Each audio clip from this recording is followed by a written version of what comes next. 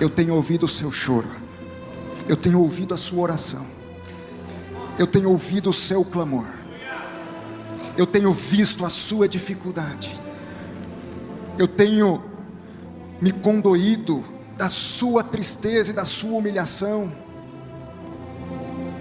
Eu tenho acompanhado você por essas picadas da vida, por esses trajetos tortuosos, e desde aquele tempo eu tenho ouvido o seu choro e o seu clamor. É você que eu quero tirar de onde você está e te pôr de pé. Agora, nessa caminhada, não se esqueça de uma coisa: a minha paz vai estar com você. Você vai ter dificuldades. Eu me lembro, e minha esposa também, eu já na advocacia geral, no ano de 2016, fazendo pesquisa do meu doutorado nos Estados Unidos. Meus irmãos, que dificuldade. O dólar disparou. E chegou um momento que até o limite do cartão de crédito já estava indo. Eu já tinha ocupado grandes cargos na minha instituição. Já era reconhecido dentro e fora dela. Já tinha ganho prêmio Novário. Já tinha participado de convenção da ONU. Já tinha morado na Espanha. E eu me lembro que chegou um momento em que nós tínhamos o carro, mas nós íamos no mercado com a bicicleta para economizar. Eu ia para a universidade de ônibus, e andar de ônibus nos Estados Unidos não é fácil.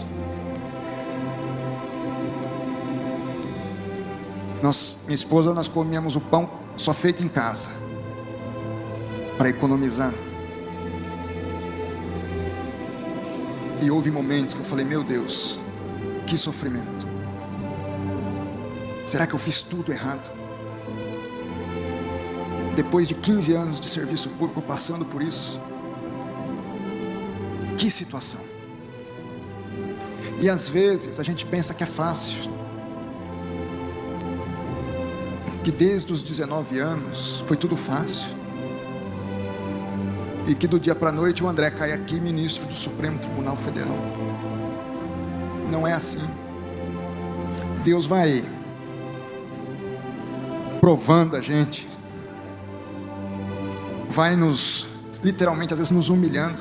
E teve dias naquele momento dos Estados Unidos, eu digo isso porque eu me dobrei com a minha esposa no quarto e, chorando copiosamente, pedi perdão a Deus, se aquilo era do meu coração e não era de Deus, se aquilo era por vaidade e não pela obra de Deus, que eu sucumbisse e voltasse para o Brasil.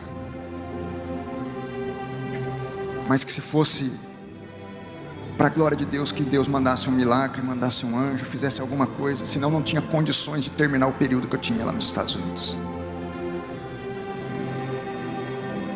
E é assim com a minha e com a sua vida também.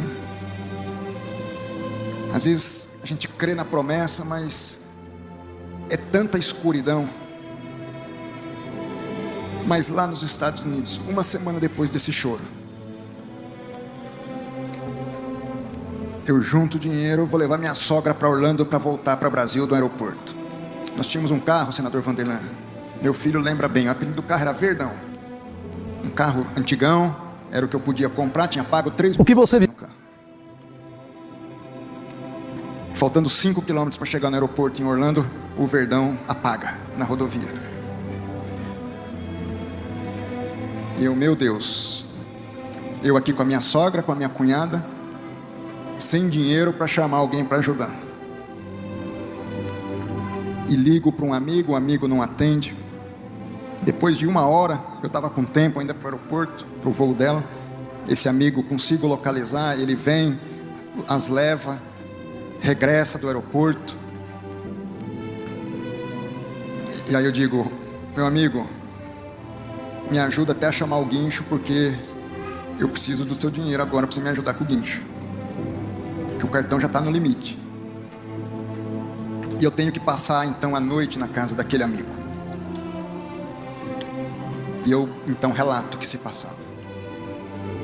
E ele diz: André, se fosse há uma semana atrás eu não ia poder lhe ajudar, mas eu vendi um bem essa semana, e as suas despesas daqui por diante nos Estados Unidos, você fica em paz.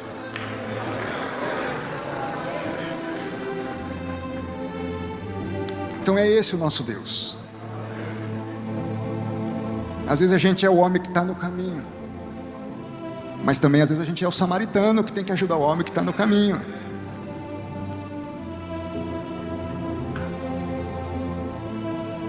O que eu quero dizer, meus irmãos e minhas irmãs, é que essa história, em outra dimensão, ela se repete agora nesses 5 meses. Tudo contra. Não vale a pena entrar em detalhes, mas pessoas importantes, por suas razões, se colocaram contrárias. E eu fui visitar, depois da minha aprovação, o general Vilas Boas, cuja esposa entrou em contato comigo. O general Vilas Boas é aquele ex-comandante do exército que tem uma doença degenerativa. Ela entra em contato comigo dizendo que o general queria falar. E eu digo então que eu iria visitá-lo. Fui visitá-lo. E ele me faz uma pergunta. Com os olhos ele consegue digitar num aparelho, e aquele aparelho lê o que ele digitou com os olhos, porque ele só movimenta os olhos. E a pergunta que ele faz é: como você suportou esse tempo todo tão calmo? E aquilo foi um convite para falar de Jesus. Disse: general, houve um dia na minha vida que eu entreguei minha vida a Jesus Cristo, e eu confio na aliança e na promessa. Em síntese, eu não vejo as adversidades, os obstáculos, como algo para eu cair, mas algo para Deus trabalhar a minha vida e eu crescer, para a honra e para a glória de Deus. Eu digo isso porque talvez você pense: a vida dele é fácil. Não é fácil, nunca foi fácil, e nem pensemos que será fácil. Mas se tem algo que tem diferenciado a minha vida, e eu digo isso não por mim mesmo, mas para a honra e glória do meu Deus, é Deus na minha vida. O que aconteceu comigo é tão sobrenatural, que eu vou dizer o que disse de manhã. Eu reuni meus filhos e minha esposa, uma hora antes de eu tomar posse. Entramos só nós 4 no gabinete, e ali eu abri a Bíblia e orei com eles, por volta das 3 horas da tarde da quinta-feira. A posse era às 16 horas. E eu disse aos meus filhos: o que nós estamos vivendo hoje é tão impossível, é tão sem explicação, que, para que vocês tenham uma ideia, é como se hoje eu dissesse a vocês: nós vamos um dia morar na lua. Entrar naquele gabinete como ministro do Supremo Tribunal Federal não era um sonho, porque a gente sonha com algo que a gente às vezes consegue visualizar ou vislumbrar. Humanamente falando, seria um delírio. Mas Deus usa as coisas loucas desse mundo, as que não são, para confundir as sábias e as que são. E se eu sou loucura, você também é.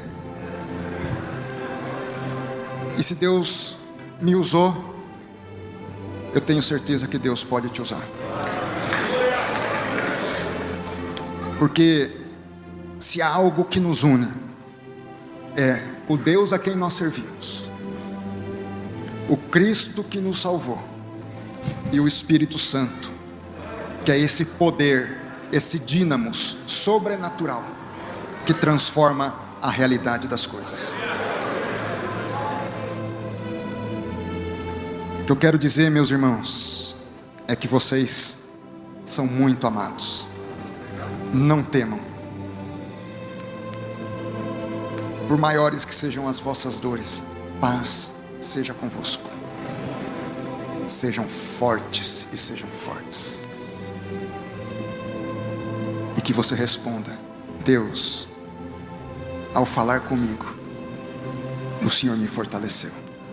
Cumpre os teus propósitos na minha vida. Porque Deus quer transformar o mundo. Mas Ele só pode transformar o mundo conosco. Quem Ele enviar de diferente, Ele já enviou. É Jesus Cristo. Agora Ele disse: onde vocês estiverem, eu vou estar. Eu fiz coisas maravilhosas, eu vou fazer vocês fazerem mais. Eu vos envio o meu Espírito, que vai acompanhá-los. Vocês são meus embaixadores. Vocês são o sal da terra e a luz do mundo. E meus irmãos, não é a luz que tem medo das trevas, é a treva que tem medo da luz, porque onde há luz não existe mais trevas. Não temas.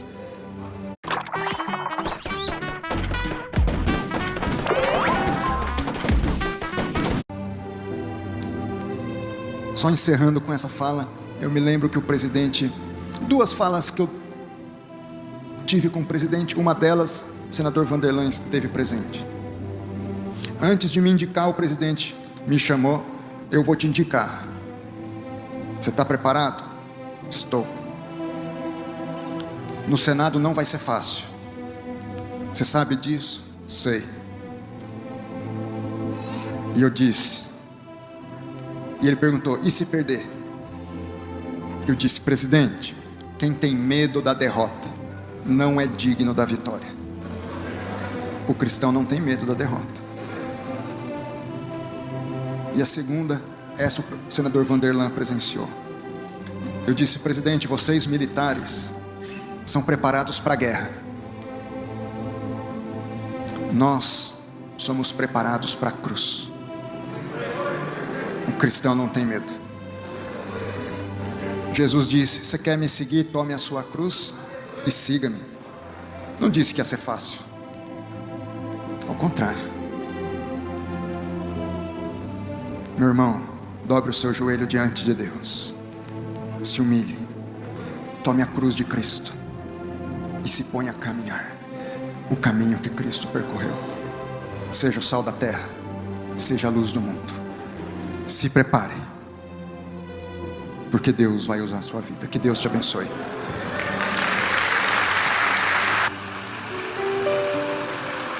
Muito forte, né, pessoal? Deixa aqui nos comentários o que você achou dessa promessa de Deus, dessa revelação, essa profecia na vida do ministro André Mendonça. Se você não é inscrito aqui no canal, se inscreva, deixe o seu like, compartilhe com mais pessoas. Até os próximos vídeos. Tchau, tchau.